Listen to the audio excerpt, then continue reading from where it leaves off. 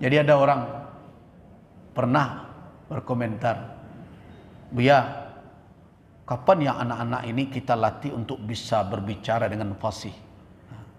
Kini kok kan banyak ya acara-acara katanya mengajarkan public speaking. Bisa berbicara, berpidato di hadapan orang banyak dengan fasih." Saya katakan, mula-mula saya jawab, saya tidak pernah belajar dulu, saya bilang. Dan saya tidak pernah pula menyuruh anak saya untuk belajar pidato. Malah semenjak dulu anak saya itu tidak pernah saya dorong untuk berceramah, kecuali kalau kamu sudah punya ilmu. Jangan kamu berbicara itu karena kepintaran menyusun kata-kata. Jadi biarkan ilmu itu yang membuat lidahmu bicara. Nah, kata dia, tapi orang kan perlu diajar jok. Ambo kalau itu tu tak rumit berfikir kini batu. Ambo nan pusing, ambo bukan mengajarkan orang pandai mengecek kini. Ambo sedang pusing memikir bah mengajar orang ke pandai diam. Itu nan rumit gini kok.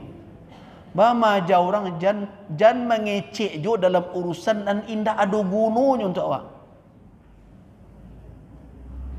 Nah, ini sado bekecek, nan tak patut bekecek pula.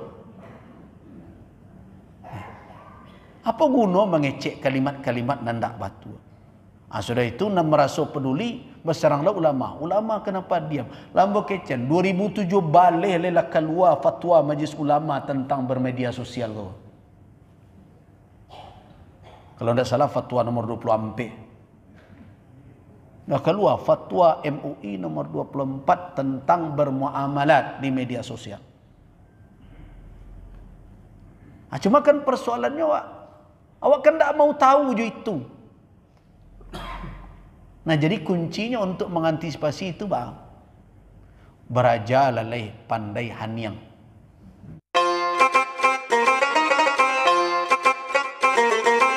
Assalamualaikum warahmatullahi wabarakatuh.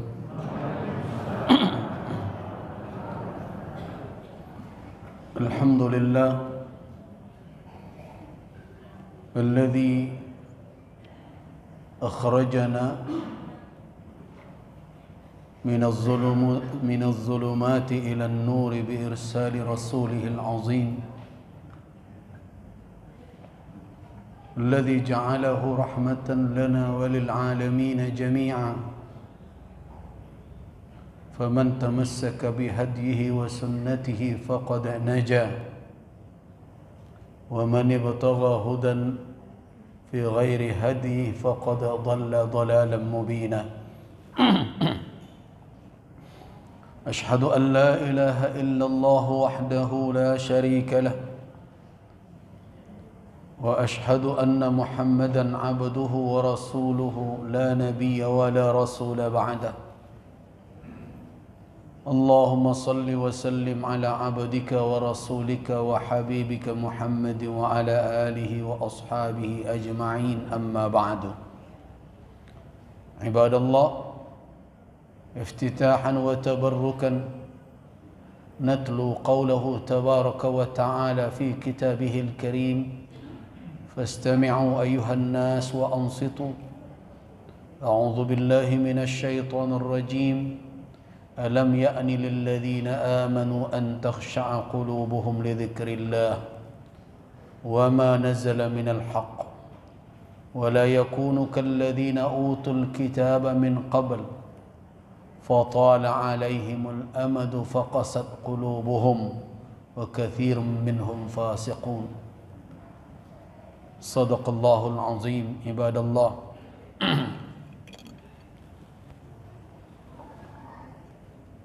Jamaah majlis kajian rahimakumullah, mengawali majlis kita pada pagi hari ini, kembali kita renungkan firman Allah Subhanahu wa taala dalam suratul Hadid ayat yang ke-16. Alam ya'ni lilladzina amanu, apakah belum tiba saatnya atau waktunya bagi orang-orang yang beriman untuk tunduk hati mereka berzikir mengingat Allah dan tunduk kepada apa yang telah diturunkan oleh Allah berupa kebenaran, dan hendaklah mereka jangan seperti orang yang pernah diberikan Alkitab sebelumnya. Fatala alaihimul amad, kemudian berlalu masa yang panjang. Faqasat qulubuhum, maka menjadi keras hati mereka itu, dan kebanyakan mereka, wa katsirun minhum fasiqun, adalah orang-orang yang fasik. Orang-orang yang fasik maknanya orang-orang yang mengaku beriman tapi berbuat juga kemaksiatan. Jadi muslim yang asi, muslim yang durhaka. Jadi muslim yang durhaka itu disebut dengan fasiqun, berdasarkan kepada firman Allah Subhanahu wa taala. Siapa orang fasik?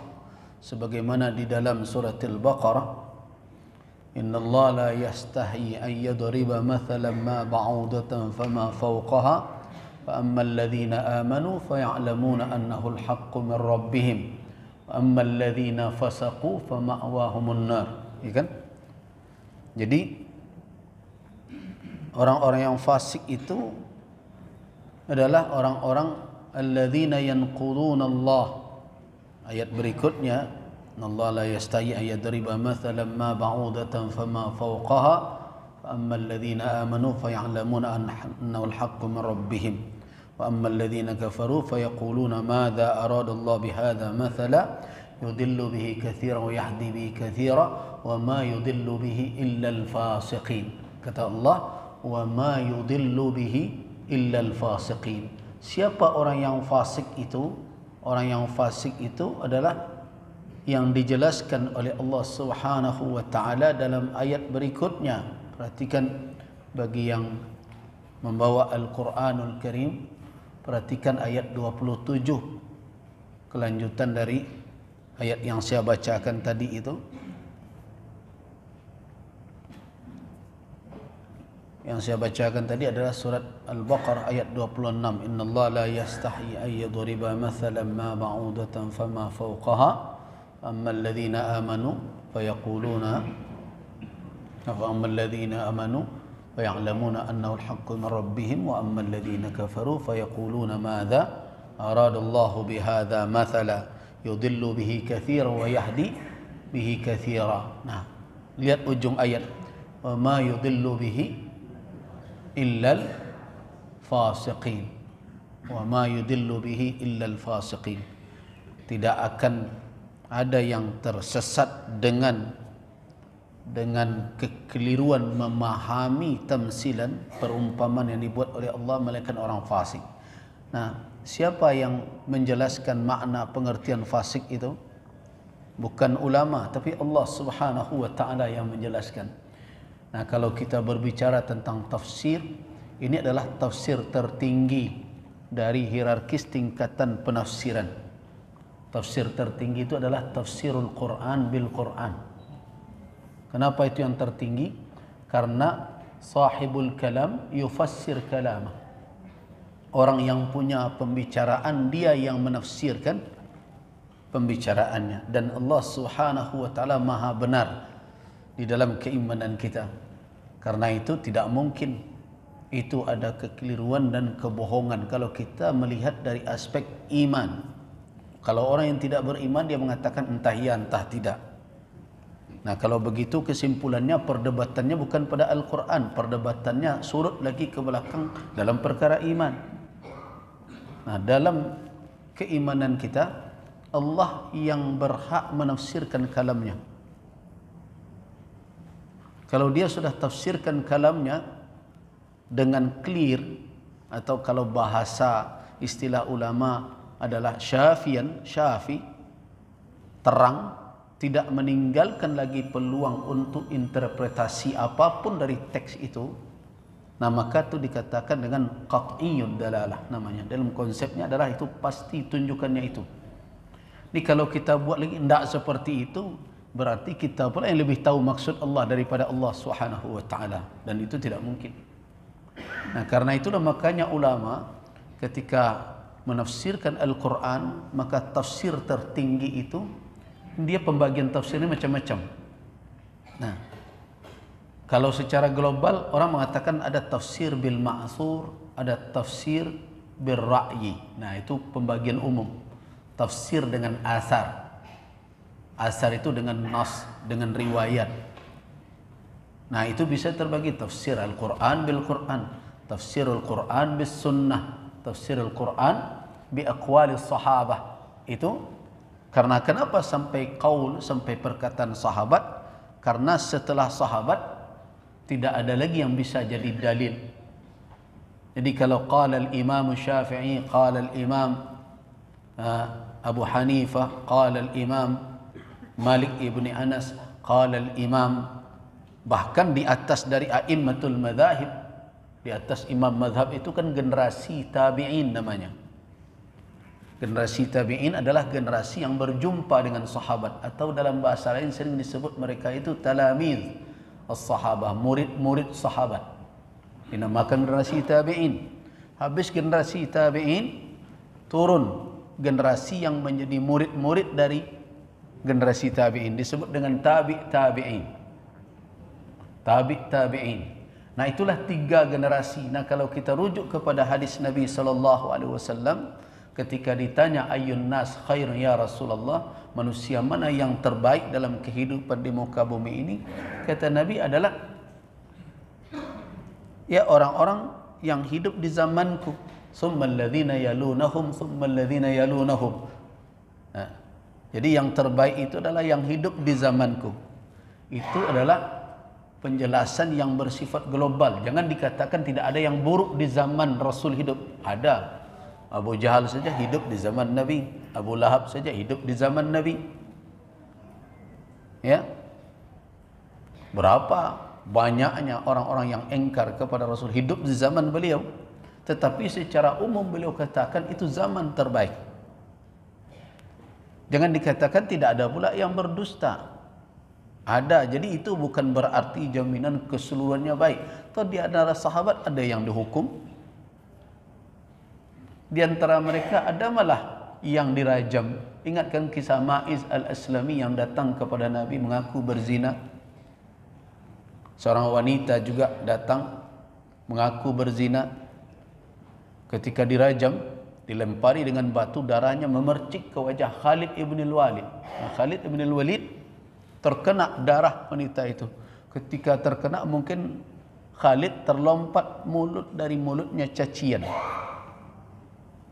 Kalau bahasa awak sudah berzina, kumul ada darahnya gitu ya. Tapi kata Nabi, jangan engkau cela dia. Dia telah taubat. Dia telah taubat. Kalau seandainya taubatnya itu dibandingkan dengan sahibu maks. Tahu makas? Maks itu bukan merek motor ya sekarang. Iya.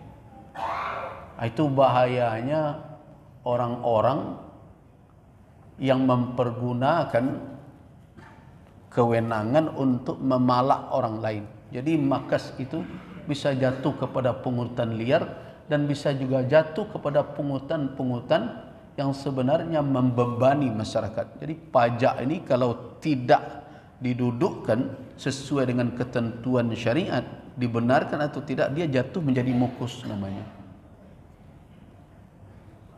Jadi jangan seenaknya saja memakai hadis seperti mantan menteri yang lama, kata dia selain apa ada hak orang lain. Tidak seenak itu saja memakai hukum syarak untuk melegalisasi secara syar'i ya pengambilan harta atau pajak dari masyarakat. Itu kalau ditimbanglah taubat wanita yang berzina tadi dengan sahibu makas, dengan orang yang apa contoh yang sederhana yang mudah difahami di pasar itu, Orang sudah bayar retribusi kepada pemerintah. Terus datanglah orang yang bertato, berbadan besar, memalaki setiap orang. Kalau tidak dibayar tidak aman. Nah, itu mukus namanya. Tetapi yang seperti itu mudah diketahui orang. Yang repot yang mukus ini, dia pakai baju seragam pula. Nah, ini yang rumit. Nah, itu berarti perbuatan orang itu seimbang dengan perbuatan orang berzina. Coba bayangkan itu, dahsyatnya. Nah, jadi kembali kita kepada riwayat tadi, kisah tentang tabi'in.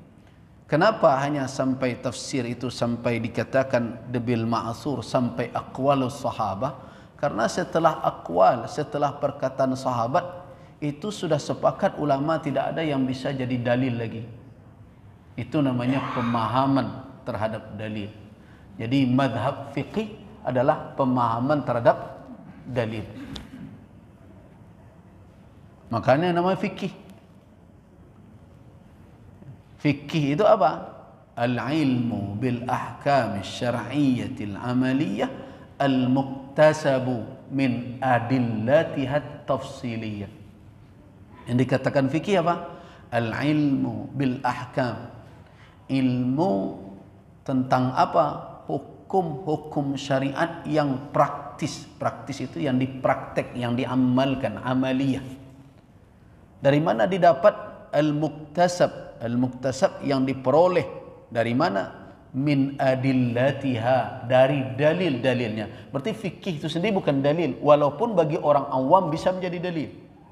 Orang awam, karena orang awam kan disuruh bertanya kepada orang yang alim, fasalu ahla dzikri in kuntum la ta'lamun. Tetapi secara struktur pengambilan hukum dia bukan dalil. Dia bukan dalil. Karena dalil itu sampai perkataan sahabat. Lepas dari perkataan sahabat, itu artinya adalah ra'i, pendapat. Nah, karena itu dia dilahirkan dari apa? Muktasab.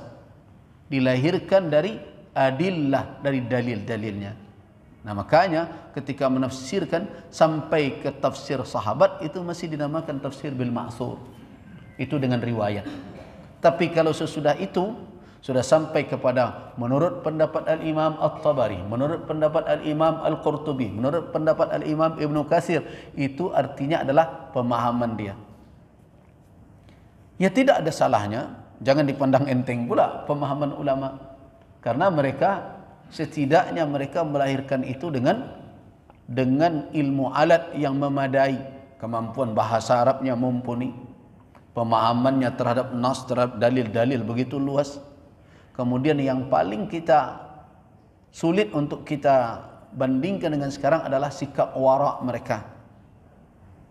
Sikap zuhud mereka terhadap dunia.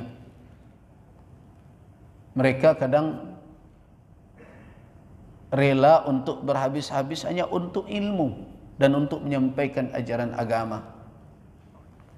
Dan sangat sulit mereka bisa dibeli dengan berbagai macam godaan-godaan dunia yang ada. Nah, hal-hal seperti itulah yang membuat mereka itu mendapatkan thiqah, kepercayaan umat.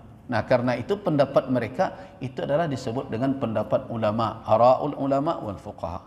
Nah, tentu tidak bisa kita samakan dengan pendapat orang yang merenung terhadap sesuatu, tidak punya ilmu alat yang cukup, seperti yang pernah terjadi dahulu. Saya dengarkan ada ceramah, apa itu menerjemahkan Al-Quran Al-Qari'ah, Al-Qari'ah terus artinya yang membaca, wanita yang membaca. Itu kan tanda tidak ngerti bahasa Arab, tidak berbeda bagi dia ada ain dengan hamzah.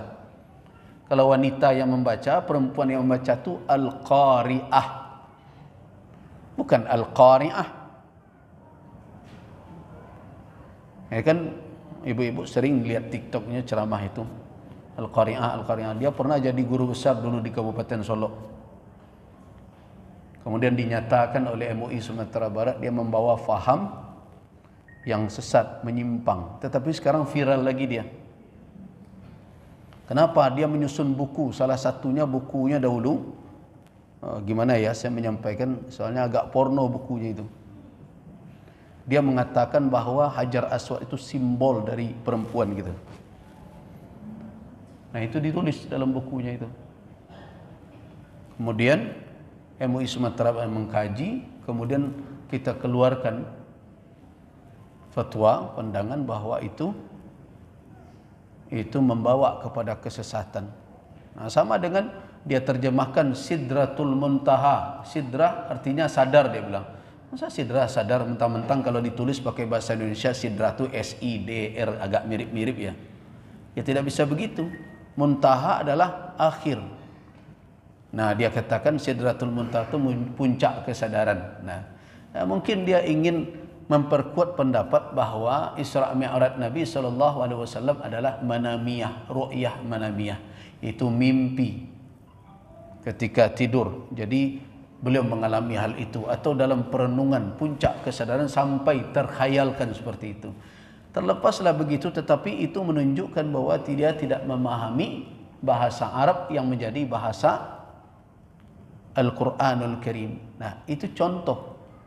Nah, kalau pendapat seperti itu tidak bisa kita sandingkan dengan pendapat Al-Imam Al-Qurtubi, Al-Imam At-Tabari. Jangan dikatakan pula, kan sekarang kan mudah sekali orang mengatakan, ulama berbeda-beda pendapat. Nah, pastanya siana berbeda, Bu. Pastanya, aduh ulama ngecek mereka itu. Tu ulama mah tu kecek Imam Syafi'i. Kok kecek Imam Abu Hanifah. Kau kecek imam itu. Tu nan surang lain. Kok kecek imam tame STM. Tu tidak bisa. Nah, dibahasnya apa? Dibahasnya perkara tafsir, perkara fikih. Kecuali kalau urusan motor mati, itu mungkin bisa pecik urusan imam nan tame STM tadi. Oh, ini jurusan mesin. Baik. Jadi kadang-kadang kita terjebak dengan narasi-narasi yang dibuat oleh orang. Nah, ini perbedaan-perbedaan pandangan. Sama dengan apa? Ada perbedaan pandangan tentang berbagai hal. Ya, kemarin ada mahasiswa S2 dialog datang ke surau terkait dengan, betul dia tanya konfirmasi ketika saya katakan tidak ada di Minangkabau itu mengambil garis keturunan dari ibu. Berarti tidak ada matrilineal, Bu ya? Tidak ada. Tapi kan semua orang mengatakan itu. Terserahlah mau semua orang mengatakan itu. Saya tidak mengatakannya. Jadi dia katakan, masa sendiri saya punya mengatakan? Ya terserah, saya sendiri saja. Apa buktinya? Faktanya. Tidak perlu diperadabkan dengan pendapat saya. Bagi orang yang cerdas yang mau menggali, Minang adat itu kan yang terpakai. Coba cari matrilineal di dalam adat Minangkabau. Tidak ada. Ketika orang disebut garis keturunannya, coba sebut, Bapak garis keturunan apa mana? Pasti sebut apanya, kakeknya, engkunya. Itulah garis keturunan dia. Cuma orang Minang menjaga dua kekerabatan, iya. Dia jaga kekerabatan perkauman, dia jaga kekerabatan bako membaki. Ya, dua-dua itu. Itu namanya di Minang itu terjadi dua kekerabatan yang seimbang. Tapi dari sisi garis keturunan, kita dari bapak. Itu nasab kita. Kalau tidak percaya, mungkin yang pernah pergi haji di sini, coba lihat paspor lama kita semua itu. Tidak ada seorang binnya, bin ibunya. Kalau bin ibunya curiga saya, jangan-jangan anak haram itu. Sebab anak zina lah yang dinasabkan kepada ibunya. Kalau dia halal, nasabnya ke bapaknya. Makanya saya tidak mau dipanggil Gus Rizal bin Marlini, walaupun Marlini ibu saya. Tapi saya disebut Gus Rizal Gazahar. Gazahar bapak saya. Tapi kalau suku saya, ya, suku saya Melayu. Nah, suku saya itu lembaga di dalam adat. Lembaga di dalam adat namanya Limbago Kaum. Nah, Limbago Kaum itu merujuk ke mana? Ke garis kekerabatan, bukan garis keturunan ya. Garis kekerabatan melalui tali rahim. Jadi nan cocok untuk Minangkabau sabui sajalah banasab ke bapak, bersuku ke ibu. Selesai masalah. Tak pakai matrilineal itu. Mana kau harus dipasokkan teori orang tu ke negara awak? Tak cocok negara awak je tu pakailah teori orang tu. Sabui sajalah. Datanglah penceramah A, penceramah B berbagai macam. Dia saja bukan orang Minang. Kok bisa pula dia berfatwa tentang Minangkabau? Akhirnya kacau kita jadinya.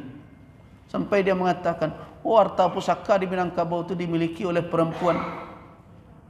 Saya katakan, itu menyesatkan, membuat orang tidak faham dan keliru memahami kita. Tidak ada perempuan bermilik secara personal. Kalau memiliki, pandai ibu-ibu unjuk harta pusaka itu seorang. Nah, kalau tidak punya awak namanya itu. Yang memiliki itu artinya kita ikhtisas. Itu makna kepemilikan ikhtisas. Kita khusus menguasai, bertindak sesuai dengan apa yang dibawa oleh kepemilikan itu. Ibu tidak bisa. Jangankan ibu-ibu, mamak kepala waris seorang tidak bisa juga. No? Tidak bisa. Mamak menjual saja, protes tidak kemenakannya. Tidak bisa apa kok mamak jual-jual saja. Tidak jadi itu jual itu. Itu tandanya tidak ada yang bisa mengklaim secara pribadi. Masa tiba orang menjelaskan iko punya orang produksi di Minangkabau? Tidak ada. Di Minangkabau itu harta pusaka tinggi itu milik kaum, bukan milik perorangan. Satu orang itu terlibat dalam kepemilikan bersama, namanya milkul kaum, milik jamaah. Nah, jadi kalau terjadi perbedaan seperti itu, lihat dahulu. Apa yang perlu dilihat adalah siapa yang bicara, kapasitasnya.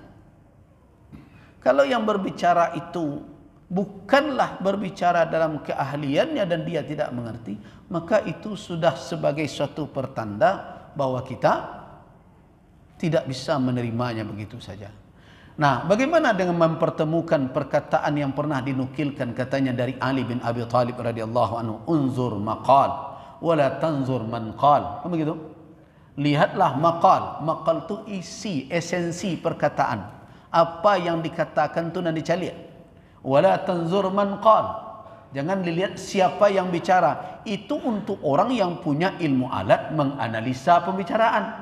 Tapi bagi orang awam, yo man qal. Cari dulu siapa mengecek. So, kenapa? Awak tak punya alat untuk memeriksa keceknya. Jadi bedakan. Kalau orang yang punya ilmu, dia bisa membedah pernyataan orang. Dia bisa membedah perkataan orang. Kok batu enggak? Kok ada dasar enggak? Kok dari mana sumbernya kok? Kok sesuai enggak metodologinya? Itu orang yang berilmu yang bisa begitu. Tapi kalau awak orang yang awam, sama dengan katakan, kalau saya katakan di sini, ini hadis sahih. Kira-kira dia bapak dan ibu-ibu bawa ukurannya. Apa yang sahih? Tidak ada alatnya bagi kita. Jadi bedakan perkataan Ali bin Abi Thalib yang mengatakan unzur maqal. Itu untuk orang, lihatlah apa yang dikatakan untuk siapa. Kalau sudah persoalannya bukan perkara umum lagi, bukan perkara umum, sudah perkara yang membutuhkan analisa, itu ulama yang bisa menerapkan. Orang yang memiliki ilmu alat.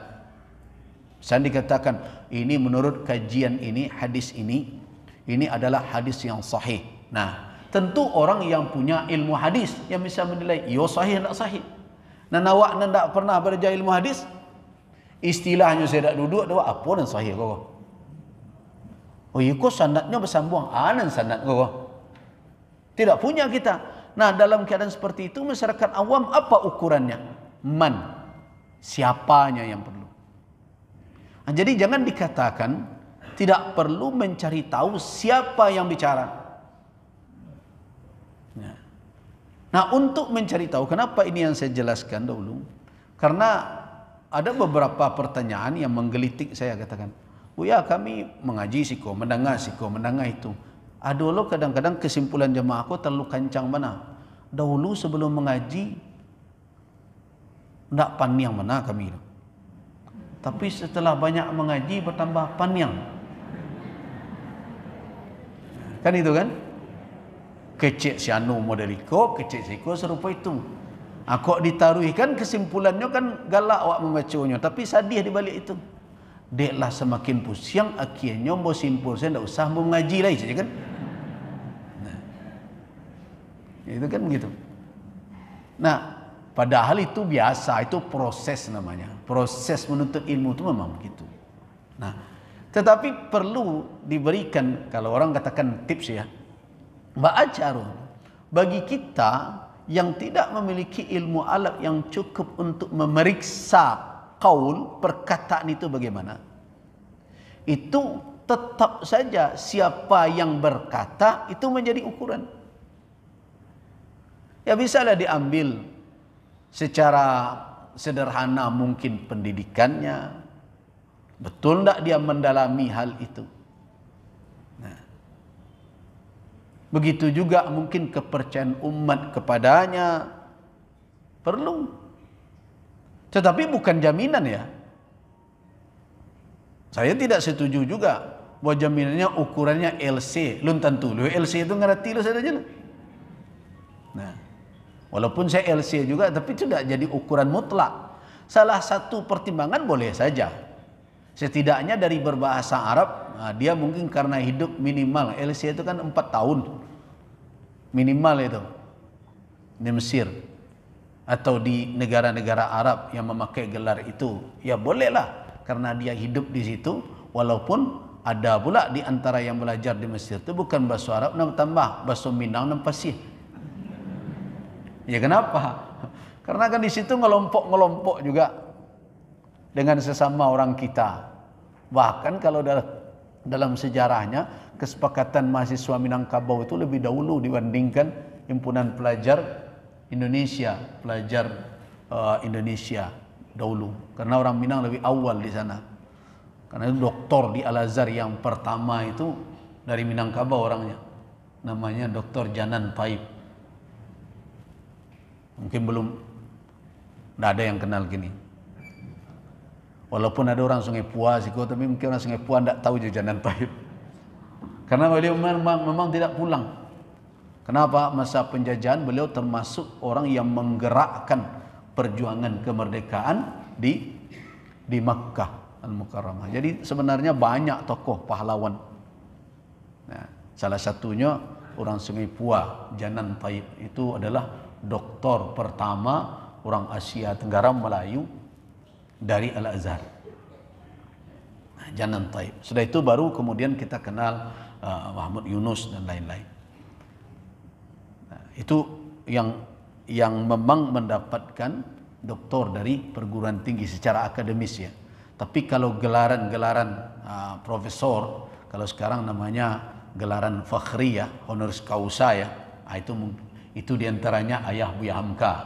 Nah, itu doktor honoris causa. Nah, ini DR wak sabu ini. Betul. Nah, Buya Hamka sendiri juga mendapatkan itu, tapi secara akademis adalah Dr. Janan Taib, orang Sungai Pua.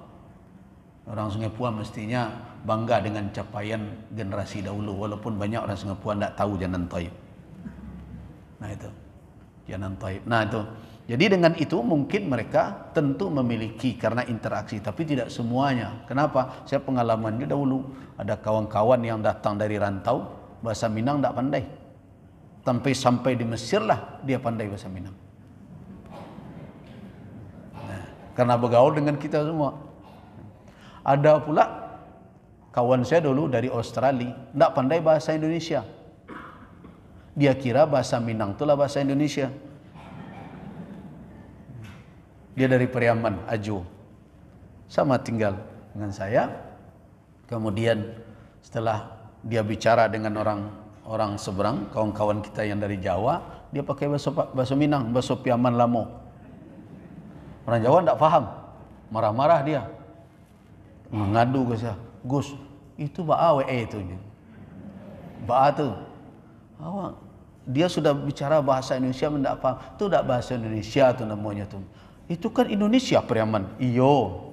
Tapi itu tidak bahasa Indonesia, itu bahasa Piaman Lamo lele. Mungkin orang Minang tidak sadolo ngerti bahasa itu. Nah itu. Akhirnya dia pandai berbahasa Indonesia setelah di Kairo gitu ya. Nah, dia belajar bahasa Arab saja. Nah, banyak juga itu. Tetapi setidaknya itu indikasi. Kemudian juga pendidikan, kemudian begitu juga keilmuan yang didalami itu menjadi alamat. Nah, tetapi tidak menjamin itu saja. Yang penting pula, nah ini yang diingatkan dahulu oleh Ibu Imam Malik Ibni Anas. Ibu Imam Malik ketika memasangkan sorban kepada Malik ibn Anas bernasihat, berpesan. Nah, berpesan kepada anaknya, idhab ila Abdurrahman, pergilah engkau kepada Abdurrahman bin Auf, salah seorang dari fuqaha sab'ah, fuqaha yang 7 di Madinah terkenal, tokoh ulama yang 7 itu. Nah, kemudian salah seorang, pergi engkau ke sana, ila Abi Abdurrahman, tapi ingat, fata'allam minhu adabahu qabla ilmi. Belajarlah dari Abi Abdurrahman itu adabnya dahulu sebelum engkau ambil ilmunya. Ambillah dahulu apa? Adabnya sebelum engkau ambil ilmunya. Nah, inilah yang kemudian dijabarkan orang sehingga menjadi suatu kaedah umum. Al-adab qabla al-ilm. Adab sebelum ilmu. Nah, dahulu salah satu yang punya kaedah itu di dalam dirinya lah ibu Imam Malik bin Anas, yang kemudian terkenal Imam Malik ini adalah imam mazhab Maliki. Beliau adalah generasi tabi'in. Nah, ambil dahulu adabnya sebelum engkau mengambil ilmunya. Nah, ini menunjukkan apa? Kalau berguru, lihat pula akhlak dan adab guru itu. Itu adalah kaedah umum. Jadi kalau bertanya, bah kami orang awam, kau lima ke beraja, itu perlu. Ambil dahulu adab guru itu sebelum ilmunya. Artinya apa? Guru yang akan dijadikan guru itu yang menjalankan sebanding dalam dirinya seiring sejalan antara adab dan ilmu. Dan ilmunya melangi, adabnya tidak ada. Nah, karena itu perlu sebelum kita belajar dengan siapapun bagaimana adab dan akhlak tempat kita mengambil ilmu itu menjadi ukuran. Nah, menjadi ukuran. Kalau seandainya guru itu tidak memiliki adab, ya tasulah bak cerita orang awak. Kalau guru pipis tagak, nah murid tidak mungkin tidak pipis, dah kan? Nah itu. Jadi begitulah akhirnya. Jadi perlu. Nah, kembali kita kepada ayat tadi. Tafsir setelah perkataan sahabat tidak lagi dikatakan dalil, tapi itu namanya adalah fiqih fid din, pemahaman tafsir birra'yi. Bila demikian adanya, maka tafsir bil ma'sur yang ditafsirkan dengan Al-Quran, sunnah dan aqwal perkataan sahabat itu adalah tafsir yang paling atas. Kemudian datang kelompok yang kedua adalah tafsir dengan ra'yu, dengan analisa nalar. Tidak haram. Terus bagaimana kita memahami? Ada ungkapan memfassar al-Qur'ana bi ra'yihi falyatabawwa maq'adahu minan nar. Siapa yang menafsirkan Al-Quran dengan ra'yunya, dengan analisanya, siap-siaplah tempatnya kelak adalah di neraka. Bagaimana memahami itu? Memahaminya itu adalah ra'yun mujarradun. Nah, itu kata ulama. Itu pendapat yang tidak bersandar kepada nas. Jadi ulama walaupun mempergunakan analisa fikiran, karena akal ini anugerah Allah Subhanahu wa taala dan Allah Subhanahu wa taala menyuruh kita untuk mempergunakannya. Afala ta'qilun, afala tatafakkarun. Nah, jelas mempergunakan akal, mempergunakan analisa fikiran perlu disuruh oleh Al-Quran. Tapi apa bedanya ra'yun atau pandangan pendapat nalar yang dicela dengan tidak dicela? Yang dicela adalah pendapat nalar yang terlepas dari nas. Artinya yang tidak sama sekali bergantung kepada nas, bahkan bertolak belakang dengan nas. Nah, itu dikatakan ra'yun semata, pendapat saja. Tapi pendapat para ulama tentang Al-Quranul Karim, kalau betul dia ulama, dia tetap punya sandaran kepada dalil-dalil tadi. Bisa secara umum, dia tetap punya sandaran ke sana. Nah, kalau ra'yunya seperti itu, pendapat seperti itu tidak tercela. Boleh. Nah, sama dengan penafsiran-penafsiran kontemporer secara keilmuan. Nah, dahulu orang menafsirkan alaqah itu bagaikan segumpal darah.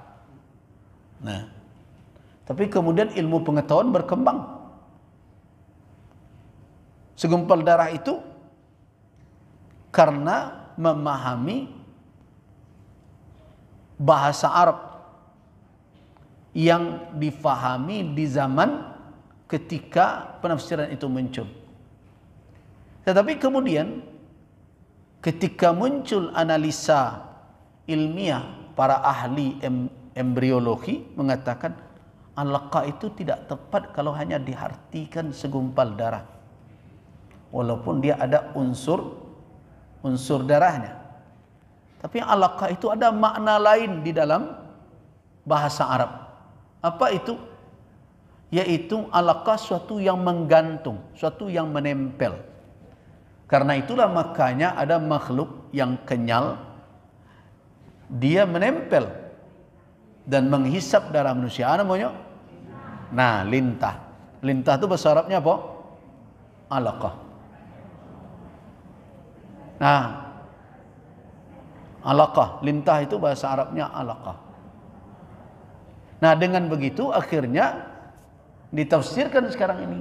Jadi sejenis apa? Sesuatu yang baru setelah berproses, telah terjadi pembuahan, dia menempel bagaikan lintah di dinding rahim perempuan. Nah, begitu. Nah, penafsiran birra'yi, penafsiran dengan nalar itu tidak bisa diklaim kebenarannya mutlak. Kenapa? Karena itu ditafsirkan kadang dengan keilmuan yang masih terbuka untuk dikembangkan. Nah, karena manusia terus menggali dan mengkaji. Nah, itu terjadi. Itu makanya tingkatnya di bawah. Tapi kalau sudah diputuskan oleh nas, ini maksudnya, berarti itulah dia. Kalau akal tidak menerimanya, akal yang harus mengkaji lebih dalam. Nah, inilah yang terjadi pada dalil-dalil yang pasti. Seperti, saya ambil contoh, kasus kewarisan. Orang sering mempersoalkan ini. Itu diskriminatif itu. Kenapa? Perempuan kok dapat separuh dari laki-laki? Nah, saya katakan, itu pernyataan yang tidak utuh. Perempuan tidak ada seluruhnya dapat separuh dari laki-laki. Dalam beberapa kondisi perempuan mendapat sebagian laki-laki. Tapi ada dalam kondisi tertentu laki-laki dan perempuan sama dapatnya. Kapan itu? Bapak dan ibu kalau masih hidup meninggal anak. Anak meninggalkan anak pula. Berarti dia punya keturunan yang meninggal nih. Punya bapaknya. Masih cukup, ibu dan bapaknya ada. Berapa bapaknya dapat dengan ibunya? Kan ada 2 kali bagian perempuan. Likulli wahidin minhum as-sudusu. Masing-masing mendapat 1/6. Nah, berarti pertanyaan salah. Pertanyaan harus diluruskan dahulu. Tidak semua keadaan laki-laki dan perempuan berbanding 1:2. Tidak semua keadaan. Nah, itu contohnya. Bapak dan ibu, bapak laki-laki, ibu perempuan, kalau ada anak keturunan, maka masing-masing mendapatkan berapa? 1/6. Sama. Jadi sudah batal tuh pernyataan awal. Kenapa Islam tidak adil? Laki-laki dan perempuan kok haknya perempuan laki-laki 2 kali bagian perempuan. Itu bukan perkara laki-lakinya, tapi perkara keadaannya. Dalam keadaan tertentu iya, tapi tidak semua keadaan. Itu contohnya, buktinya di dalam Al-Quran. Nah, jadi kalau ada pernyataan seperti itu direvisi pernyataannya, diralat walaupun dia pakar apapun. Kenapa? Karena Anda sudah mengada-ada tentang Al-Quranul Karim. Itu jangan dikatakan tidak berdosa, berdosa. Itu mengatasnamakan syariat Allah, tapi membuat pernyataan yang bohong atas nama syariat. Syariat tidak ada mengatakan dalam seluruh keadaan laki-laki dan perempuan, laki-laki 2 kali bagian perempuan. Tidak. Yang ada itu adalah dalam beberapa keadaan. Nah, tapi kenapa itu dilakukan? Allah telah putuskan demikian. Kadang akal manusia tidak sampai apa alasannya. Tidak bisa dirubah. Lidzakari mislu hazzil unsayain. Jadi kalau ada sekarang orang yang berpikir itu kan zaman dulu. Ketika kondisi sosial seperti ini, ketika keadaan seperti itu, makanya cocok laki-laki 2 kali bagian perempuan.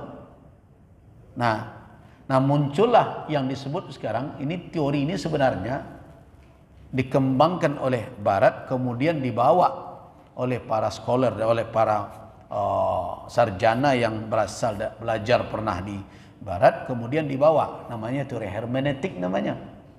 Nah, kemudian mereka katakan, itu kan teks-teks itu kan dilahirkan dan tidak bisa lepas dari situasi dan kondisi zaman, tradisi sosial masa itu. Nah, masa dahulu memang laki-laki berkuasa, wajar dapat 2 kali bagian perempuan. Sekarang kan tidak. Malah sekarang katanya sudah ada pula organisasi suami-suami takut istri. Nah, ya berarti laki-laki sudah tidak berkuasa lagi. Katanya begitu. Nah, saya katakan tidak bisa hermeneutik itu ditelan mentah-mentah. Kenapa? Karena ulama sudah mengkaji sebenarnya aspek itu, bukan hermeneutik ya, itu urusan mereka. Ulama telah mengkaji sampai di mana pengaruh sosial, kondisi dan keadaan, zuruf, situasi, termasuk a'raf, tradisi yang berkembang fi zamanit tanzil, di zaman turunnya Al-Quran terhadap hukum yang dibawa Al-Quranul Karim. Allah panjang kaji ulama. Jangan dikatakan orang yang mengkaji hermeneutik kok kajian baru. Enggak baru, itu udah lama tuh. Kajian filsafat dah lama. Ulama sudah membahasnya. Sampai di mana? Itu makanya muncul kaedah di kalangan ulama. Al-ibrah bi umumil lafzi la bi khususis sababi. Begitu kaedah ulama. Yang dipandang dari Al-Quran ini adalah keumuman lafaznya. Kalau lafaznya menunjukkan umum, berlaku dalam setiap keadaan di sepanjang waktu, umumlah dia. Walaupun penyebab turunnya adalah khusus. Tidak diperlakukan khusus itu. Contoh. Tentang apa? Tentang zihar. Zihar itu penyebabnya adalah kasus Khawlah binti Sa'labah. Ingat kisah Khawlah yang pernah menegur Umar bin Al-Khattab. Umar sedang lewat dengan rombongan. Hai Umar, turun dulu. Turun Umar. Hai Umar, saya lihat juga engkau dahulu Umair. Umar ketek. Masih anak-anak tahu ambo. Kemudian jadilah engkau Umar. Umar remaja, dewasa. Di pasar-pasar Makkah jadi jagoan. Bertanding gulat di mana-mana. Nah, kinilah jadi Amirul Mukminin lah engkau ya.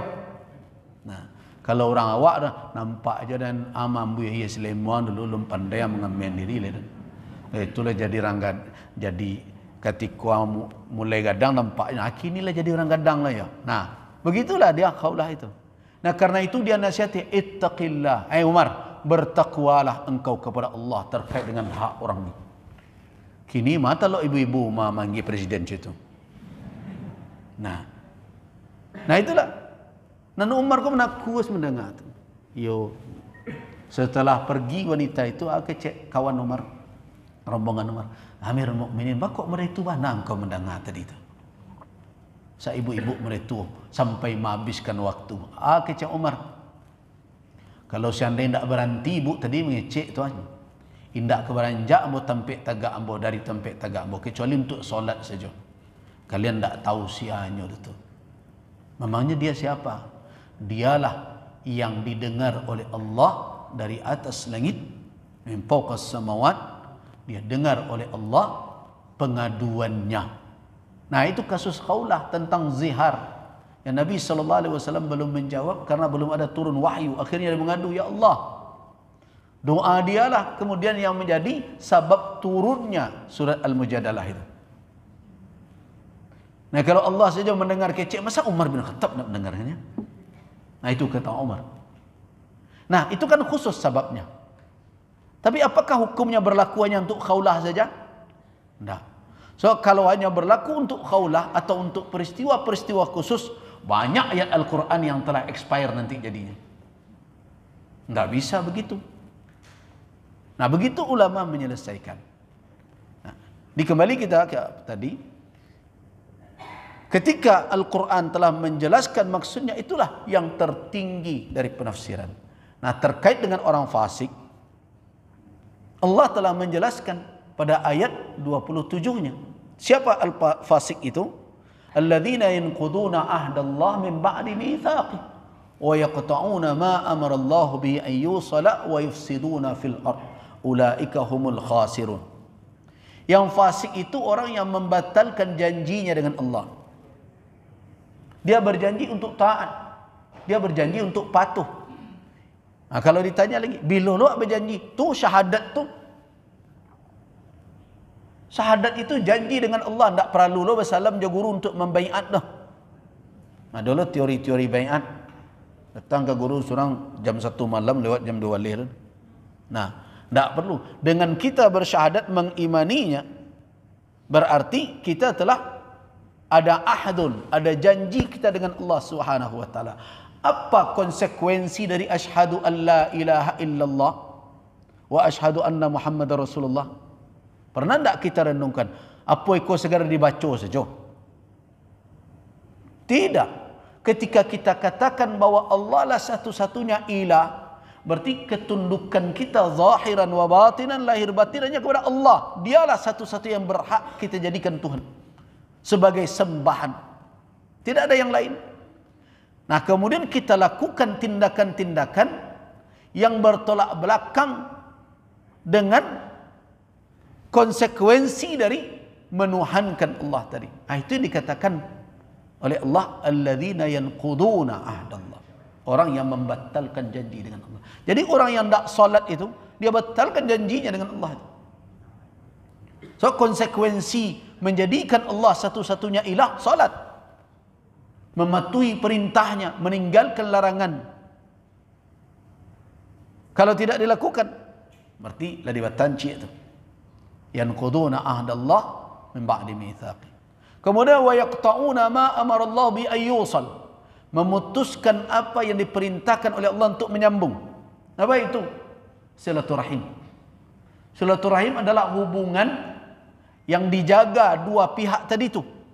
Di Minangkabau keduanya harus dijaga, yaitu hubungan nasab dengan hubungan rahim, hubungan bako dengan hubungan kaum, suku. Keduanya adalah ada silaturahim. Itulah silaturahim yang hakiki di dalam syariat. Kalau silaturahim berkawan tu sebenarnya tak silaturahim tu. Tu silaturahim istilah Indonesia namanya. Saya di Indonesia kok di palawe-lawe istilahnya. Kadang di pasampi-sampi nyo pakai bahasa Arab tetapi tidak seperti pemahaman bahasa Arab. Seperti kata musalla dipakaikan untuk masjid ketek. Padahal tu masjid itu, nama musalla tu tanah lapang. Secara syar'i. Kalau secara bahasa baru musalla itu ada dalam masjid. Ketika orang selesai solat, keluarnya ditanya, aina musalla? Ma tampek solat engkau tadi? Itu makna lugawi. Tampek solat di sudut siko, di tengah siko, di dekat dinding. Itu musalla awak tadi itu. Tapi bukan berupa maksudnya tidak tertuju kepada gedung tertentu. Jadi musalla nawak sabit musalla itu adalah masjid sebenarnya. Hukumnya hukum masjid. Ada tahiyat masjid di situ. Boleh i'tikaf di situ. Kalau masuk di situ, tahiyat masjid. Nah, cuma awak memakai istilah musalla. Nah, musalla itu dalam pengertian syar'i, kalau kita tujukan kepada tempat yang biasa dipergunakan, itu adalah lapangan. Jadi musalla orang Padang tu laman Ketua Gubernur. Nah, cok dipakai untuk solat Id. Nah, itu musalla tu. Jadi Kita sering menggeser-geser seperti itu. Silaturahim yang dikatakan silaturahim yang tidak boleh diputus itu yang disambung dengan tali apa? Dengan tali nasab dan tali rahim. Itu yang silaturahim, itu nan dilarang diputus. Kalau pertemanan boleh tak diputus? Ya boleh, bagus tak boleh? Nabi saja mengecekkan kawan itu, jalis, kawan sama dua berbagi cerita, curhat bahasa ibu-ibu. Ya.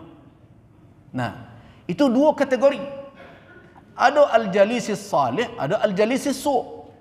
Ada kawan nan akrab tampe awak bercerita tu nan baik. Ada nan buruk. Nan buruk itu perlu tak dipekawan tarwilai kalau nak berubah? Ya indah. Orang nan namuah memutuskan pertemanan daripada mengorbankan agamanya dan jalani duitnya, itu malah dinaungi oleh Allah kelak di hari kiamat. Kan pernah dengar hadis kan acok tu. Sab'atun yuzilluhumullah. Ada 7 kelompok orang nak akan dinaungi oleh Allah yauma la zilla illa zilluh. Di hari tidak ada naungan melainkan dengan Allah. Salah satunya rajulan, 2 orang tahabba fillah. Itu berkawan tu. Saling berkasih sayang di jalan Allah. Ijtama'a alaih, berhimpun di atas jalan Allah, waftaraqa alaih, dan berpisah. Jadi boleh berpisah? Boleh. Kalau kawan kau akan menjerumuskan awak ke neraka, jadi perkawan dia lain. Oh itu nak memutus silaturahim. Mengalung kau putus silaturahim, rahim awak tak bersambung je.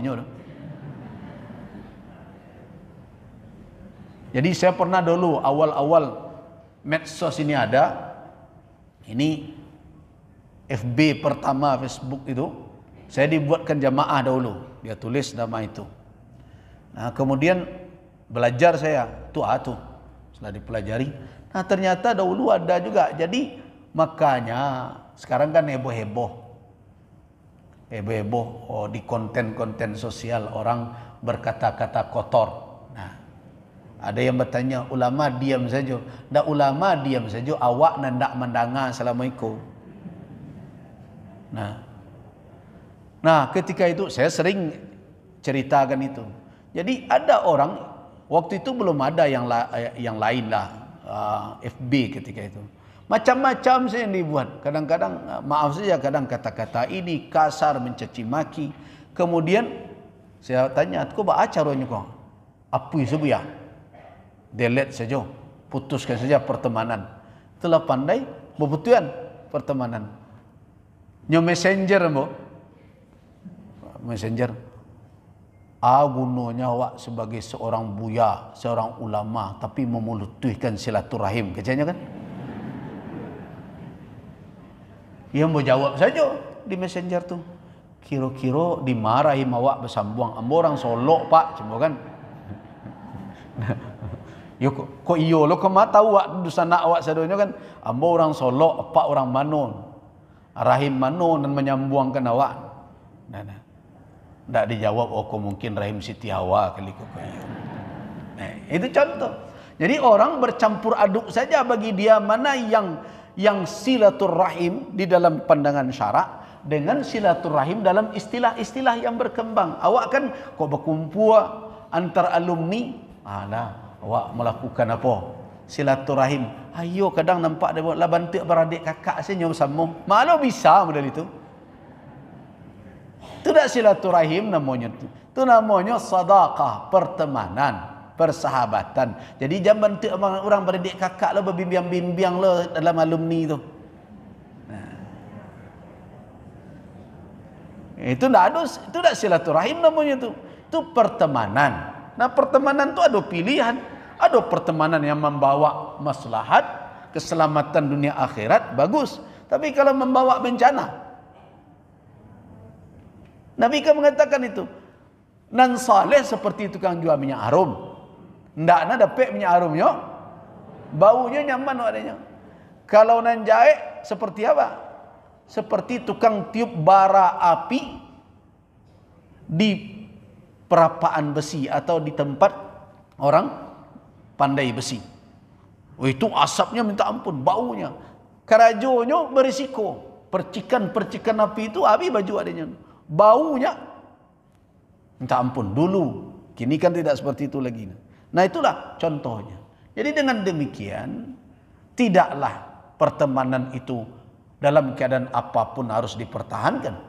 Pertemanan itu harus bersyarat selama masih bersama di jalan Allah, pertemanan tetap dipertahankan. Ketika yang satu sudah menyeret keluar dari jalan yang hak, pertemanan harus ditinjau ulang. Tapi jangan capek-capek memutuskan, nasihati dulu. Tawasau bil haq wa tawasau bis sabr. Tapi kalau tukang pancing lo kadang-kadang ikannya, ancak enggak. Nah, begitu. Nah, jadi itu yang kedua. Yang ketiga, wa yaqtauna ma wa yufsiduna fil ard, membuat fasad di muka bumi. Nah, kalau orang-orang tersebut jatuh ke dalam perbuatan mencampur adukan antara hak dan batil kepada orang fasik, itu tidak bisa dijadikan rujukan untuk mengambil ilmu. Nah, karakteristik adab tadi itu perlu. Jadi supaya bapak dan ibu-ibu jangan bingung kenapa saya dipertanyakan, Buya kan menyuruh kami ko jangan mengaji, kan betul saya katakan itu. Jangan mengaji fanatik hanya dengan seseorang. Saya termasuk yang tidak setuju dan tidak suka difanatiki. Nah, mengaji Buya harus lain jangan tidak ngaji itu tidak setuju. Kamu tidak suka difanatik orang. Nah, kenapa? Karena saya bukan nabi. Bisa tersalah, bisa keliru. Dan tidak semua saya tahu. Jadi karena itu belajar dan mengajilah di mana saja. Cuma pertanyaannya, lai kami mengaji tapi apa panduannya? Nah, makanya saya katakan hari ini panduannya begitu. Untuk kita yang awam yang tidak punya ilmu alat untuk membedah aqwal pendapat ulama, perhatikan nasihat dari ibu Imam Malik ibni Anas. Ambil darinya dahulu adabnya. Fata'allam minhu adabahu qabla ilmi. Jadi yang pertama tadi apa? Keilmuannya kita harus tahu. Kemudian yang kedua adalah akhlak perilakunya. Kemudian yang ketiga, ambil kita adabnya. Dari situ kita tahu bahwa dia mengamalkan ilmunya. Jadi kalau anak diajarkannya ilmu yang dia ajarkan tidak dia praktekkan, walaupun tentu tidak ada yang sempurna. Nah, tetap saja kalau kau mencari guru sempurna sesudah Nabi Muhammad sallallahu alaihi wasallam di muka bumi kau, ambo yakin orang tu tidak keberaja sampai mati. Kenapa? Tidak ada lagi.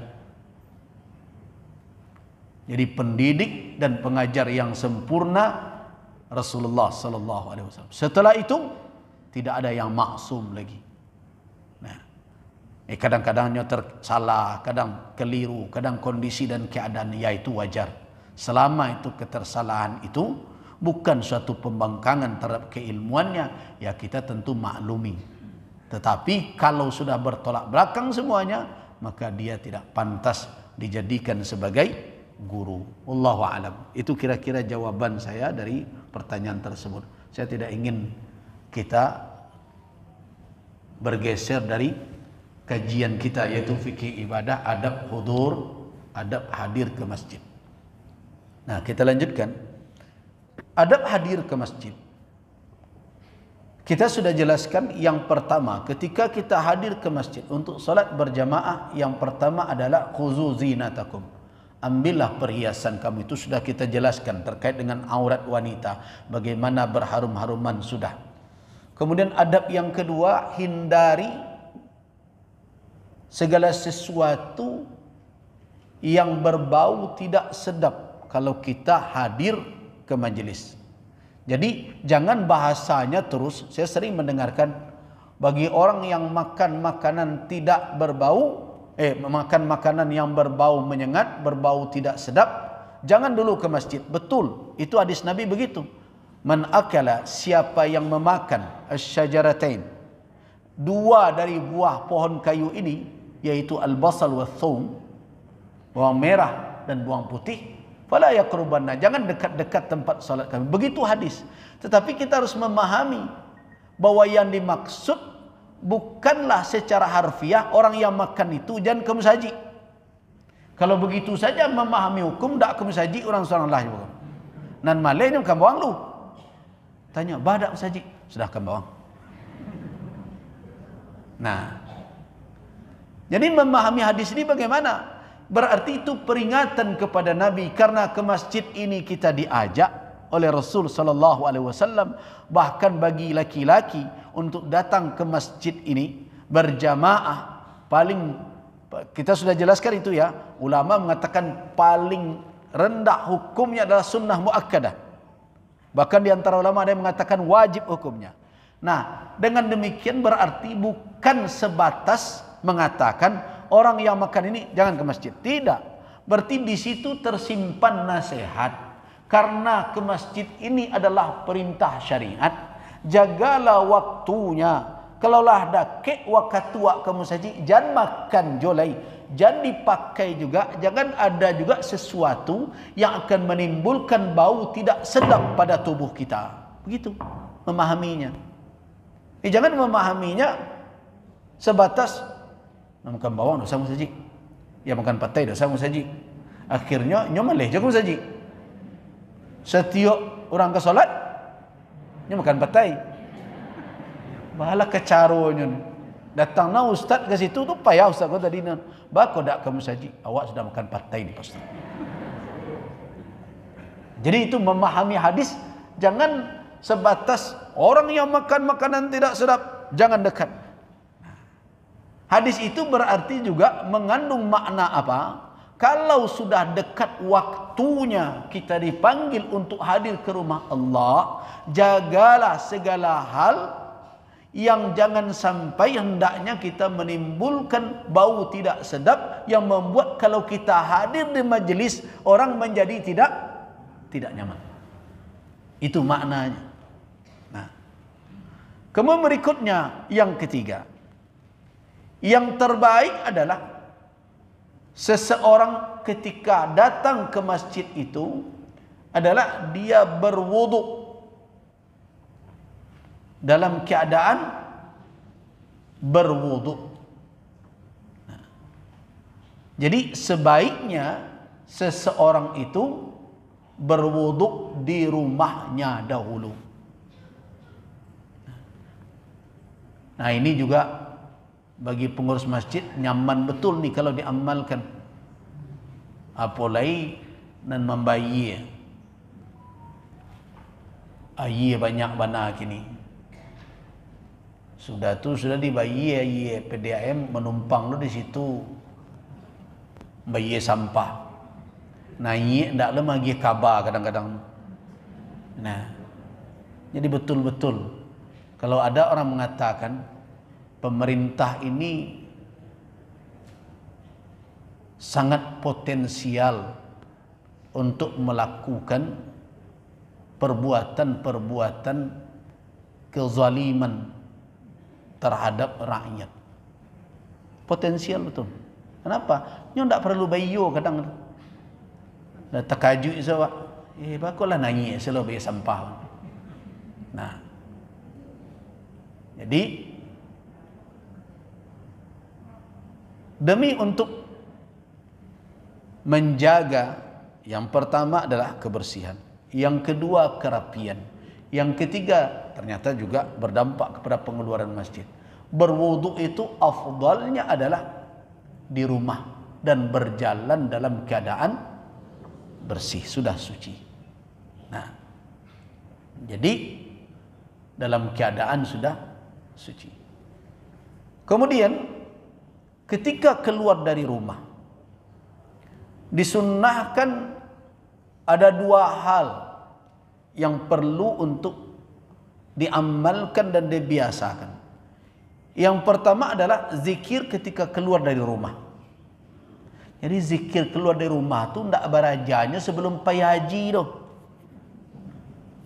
Nah, konan nih beraja doa bermusafir ketika kepai umrah. Padahalnya keluar rumah tu tiap hari. Nah, jadi bukan doa khusus ketika orang hanya melakukan perjalanan jauh ke Jakarta atau pergi umrah, perjalanan ibadah. Tidak. Seseorang apabila keluar dari rumahnya, dia hendaklah berdoa. Beberapa doa, di antaranya kalau kita ambil hadis dalam Sunan Abi Daud dari Anas ibni Malik radhiyallahu anhu, Nabi sallallahu alaihi wasallam mengatakan, "Idza kharaja ar-rajulu min baitihi", apabila seseorang keluar dari rumahnya, faqal, dia berkata, "Bismillah tawakkaltu 'ala Allah wa la haula wa la quwwata illa billah." Kalau dia baca itu ketika keluar, apa? Yuqalu hina izin. Ketika itu ada yang berkata kepadanya, malaikat. Apa katanya? Ada yang mengatakan yuqal, Allah yang mengatakan. Itu hudita wa kufita wa wuqita. Engkau diberikan hidayah, engkau diberikan kecukupan, dan engkau diberikan pemeliharaan. Artinya 3 yang didapat oleh orang ketika dia keluar dari rumahnya membaca bismillah tawakkaltu 'ala Allah wala haula wala quwwata illa billah. Apa itu? Hidayah, kifayah, wiqayah. Ada 3. Hidayah, kifayah, wiqayah. Hidayah adalah petunjuk. Orang itu tidak akan mudah untuk diseret-seret ke jalan yang tidak benar. Yang kedua adalah kifayah, akan dicukupkan oleh Allah Subhanahu wa taala. Dia tidak akan bergantung kepada yang lain melebihi daripada Allah Subhanahu wa taala. Yang ketiga wiqayah. Wiqayah artinya apa? Dipelihara oleh Allah. Ketika dikatakan seperti itu, apa sikap syaitan? Fatatanahha lahu syaitan. Nah, syaitan langsung menyingkir. Fayaqul lahu syaitan akhar. Mencari syaitan yang selama ini mendampingi orang itu, mungkin menguntit dia, menyingkir darinya, berkata kawannya. Kawannya tu syaitan pula. Jadi syaitan sama syaitan sedang berdialog ketika itu. Ketika orang tadi membaca bismillah tawakkaltu 'ala Allah wala haula wala quwata illa billah, syaitan yang selama ini mungkin mendampinginya. Betul. Apakah ada syaitan mendampingi kita? Ada. Itu yang disebut dengan qarin. Jadi kalau ada cerita-cerita seseorang lah meninggal, kemudian bersuruh di jalan, bantu inyo bana si anu duit balik ndak duit nah. Orang mati ndak duit balik dah. Apapun ilmunya kau berlubang kuburnya, itu ndak kerja inyo tu, nyolah mati. Nah, jadi siapa? Kadang-kadang qarinnya itu. Nah, qarin ini ketika dia menyingkir, yang setiap anak yang lahir, apabila lahir seorang anak Adam, diwakilkan kepadanya qarinun minal jin wa qarinun minal malaikah.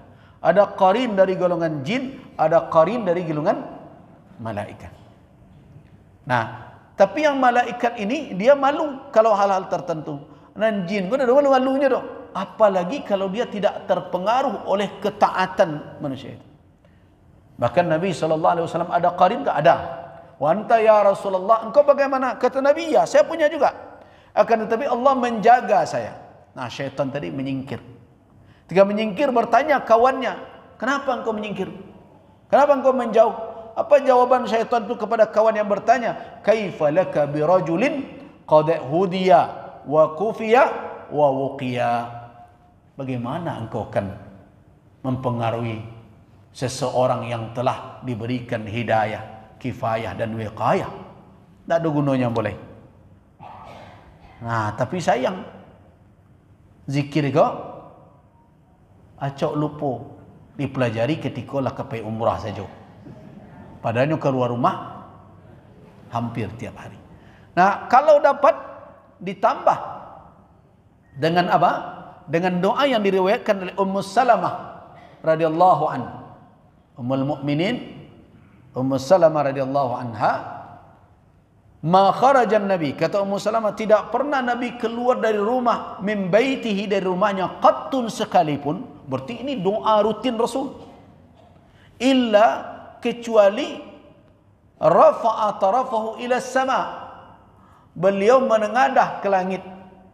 Faqal, beliau berkata, Allahumma inni a'udzubika an adilla au udalla au azilla au uzalla au azlima au uzlama au ajhala au yujhala alayya. Lihat dong baca itu. Apa sih dia?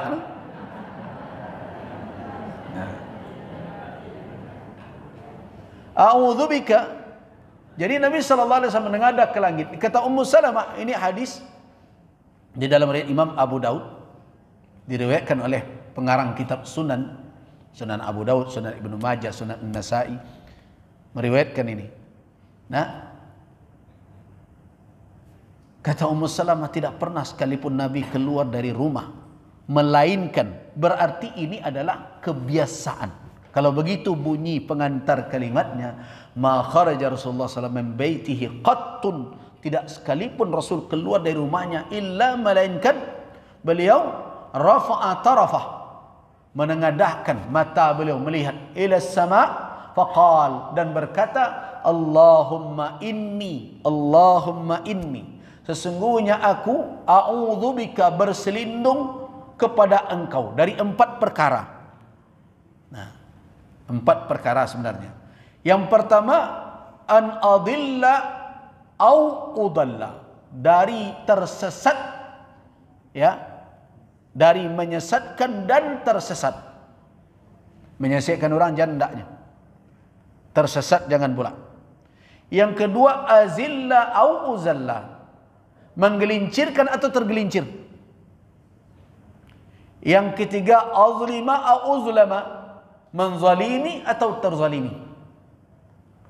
Nah, kau nak cok kini kau. Au ajhala au yujhala alayya, membodoh-bodohi orang atau dibodoh-bodohi orang. Kau cok karena awak kini dibodoh-bodohi orang saja. Karena cok kini. Kecil awak lah iyo lah, rupa iyo nyo sana belabu. Awak bersorak, rupanya sorak orang, sorak lo awak nanti sorakan orang. Nah itu, cok terjadi serupa itu. Nah, ketika keluar itu dibaca, Allahumma inni a'udzubika, aku berselindung kepada engkau dari apa? An adilla au udalla, an azilla au uzalla, an azlima au uzlama, an ajhala au yujhala alayya. Jadi ampek. Nah, itu dalam perjalanan sering ketemu. Tersesat, disesatkan, menyesatkan, godaan ada. Tergelincir dari jalan yang benar, kadang tergelincir, atau kadang kita yang iseng menggelincirkan orang. Kemudian juga menzalimi, dizalimi dalam perjalanan sering. Kemudian dibodoh-bodohi atau membodoh-bodohi orang. Nah, ini adalah doa. Nah, ketika keluar dari rumah, ini adalah doa di awal ketika kita keluar. Tetapi di sini tidak perlu berdiri pula untuk berdoa itu. Yang melihat silakan sama baca doa. Ada pula dahulu jamaah setelah diajarkan ini, berang supir angkot kayaknya. Nyokan ni angkot, sonta apa supir, entah lu mau berdoa lu cina. Tidak begitu caranya. Ini sambil berjalan, menengadah ke langit. Nah, kalau sudah hafal ini tidak membutuhkan bermenit-menit ini. Sebentar. Masa ya bismillah tawakkaltu 'ala Allah la haula wala quwata illa billah. A'udzubika an adilla au udalla. Kemudian an azilla au uzalla. Kemudian an azlima au uzlama, an ajhala au yujhala alayya. Begitu. Nah, jalan. Kemudian yang kedua, adabnya. Di dalam perjalanan,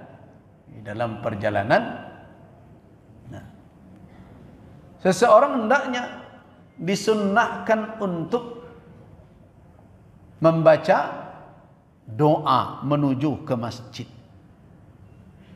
Ini berdasarkan kepada hadis sahih.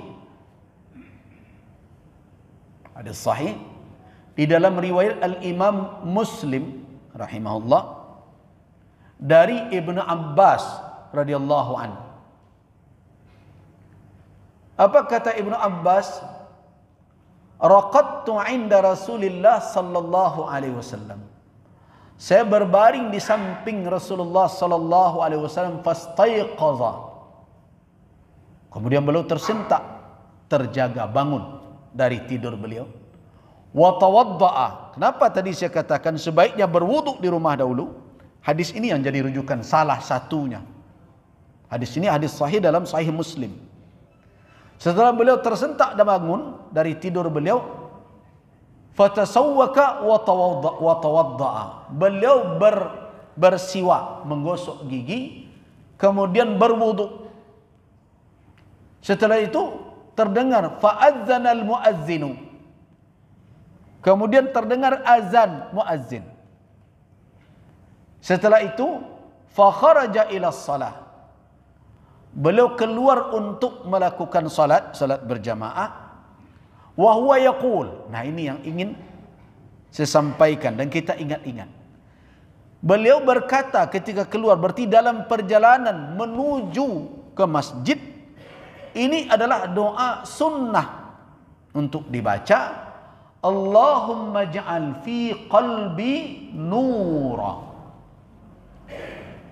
wa fi lisani nura waj'al fi sam'i nura waj'al fi basari nura waj'al min khalfi nura wa min amami nura waj'al min fawqi nura wa min tahti nura Allahumma a'tini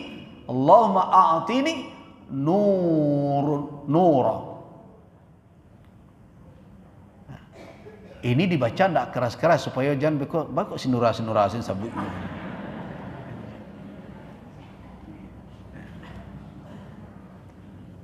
Allahumma ja'al fi qalbi nura wa fi lisani nura wa ja'al fi sam'i nura wa ja'al fi basari nura waj'al min khalfi nura waj'al min amami nura waj'al min fawqi nura wa min tahti nura Allahumma a'tini nura.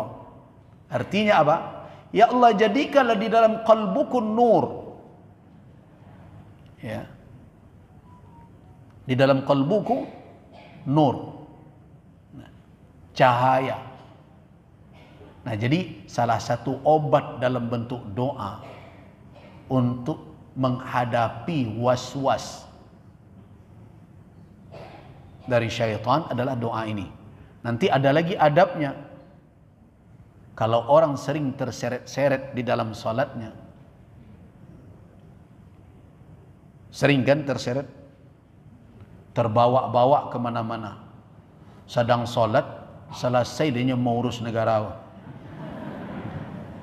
dari Padang sampai ke Jakarta. Urusan presidennya pikiran jo, masuk lo masalah korupsi haji bagai, sedang solat.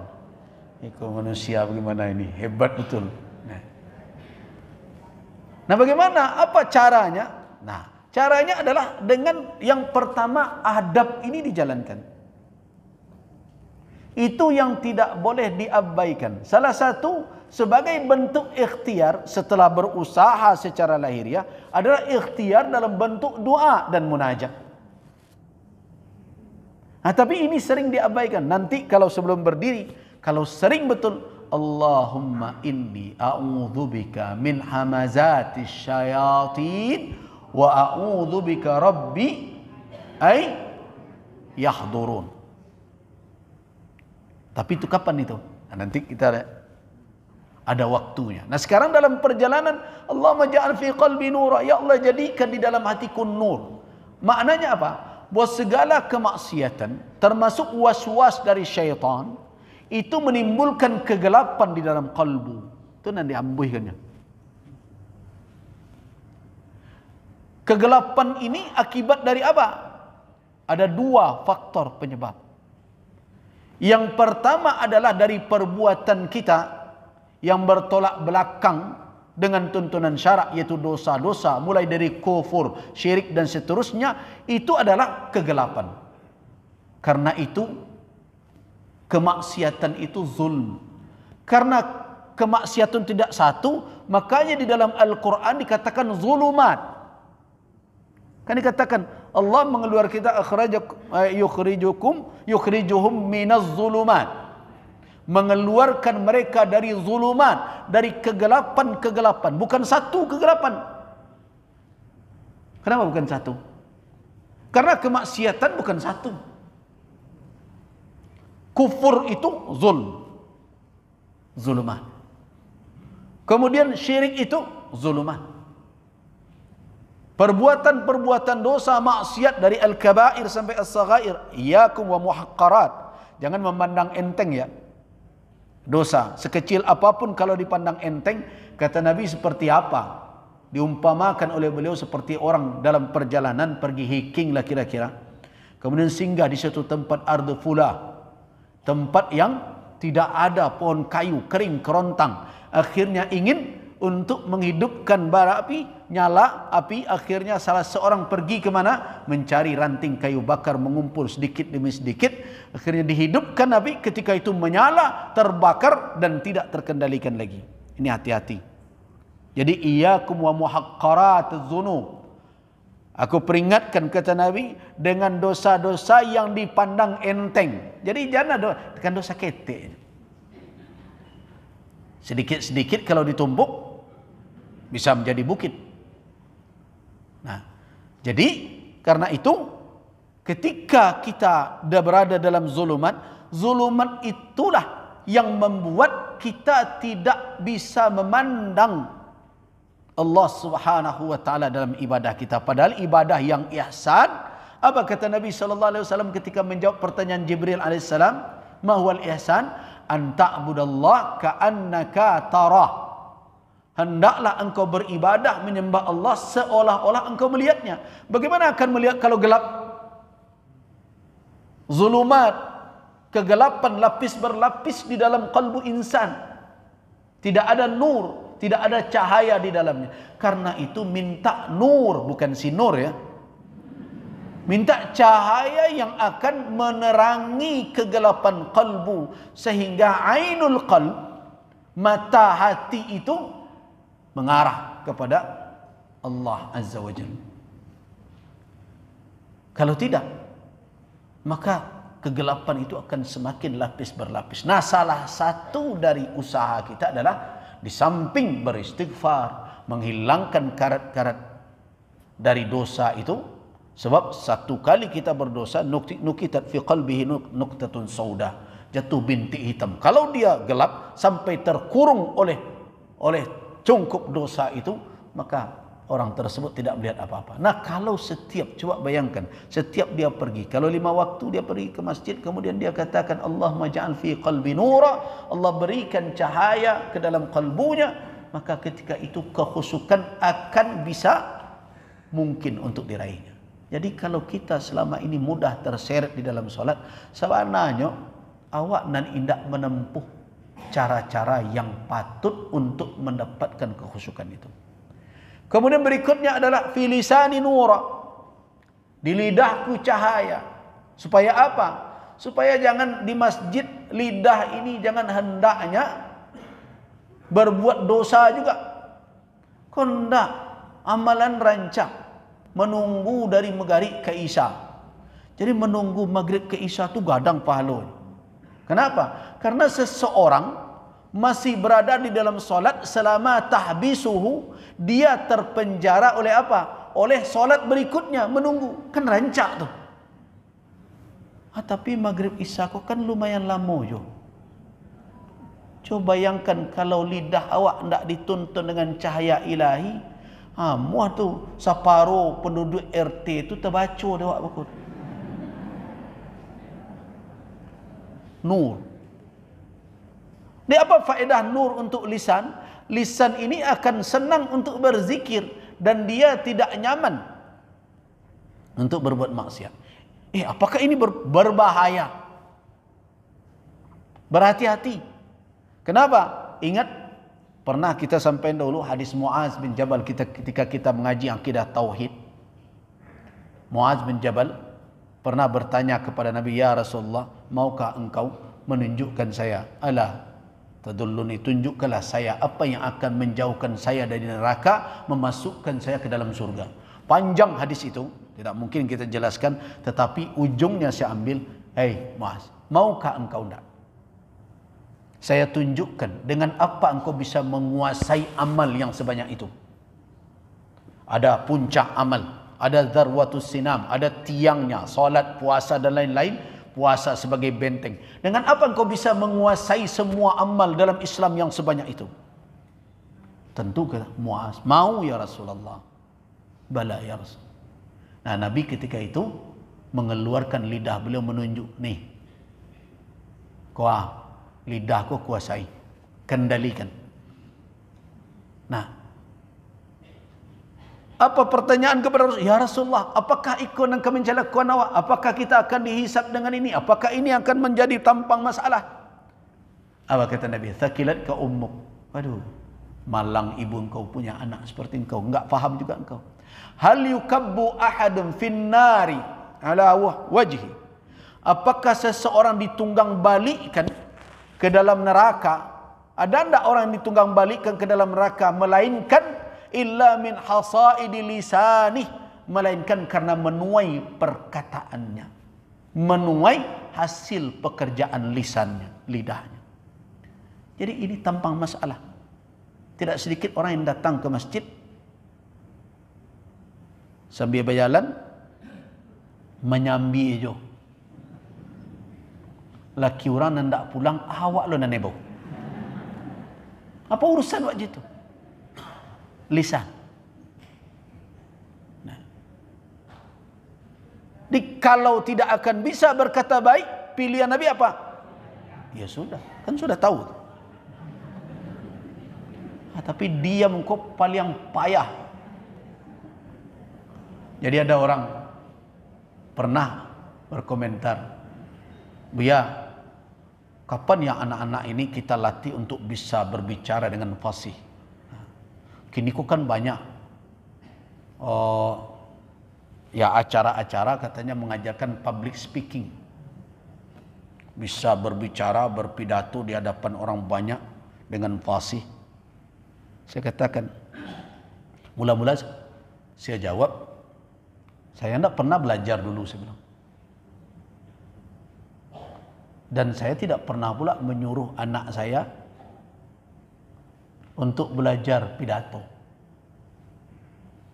Malah semenjak dulu anak saya itu tidak pernah saya dorong untuk berceramah, kecuali kalau kamu sudah punya ilmu. Walaupun dia sekolah agama dari bawah, saya tidak pernah dahulu suruh pergi. Tidak ada saya dorong-dorong. Kecuali kalau kamu sudah punya ilmu. Jangan kamu berbicara itu karena kepintaran menyusun kata-kata.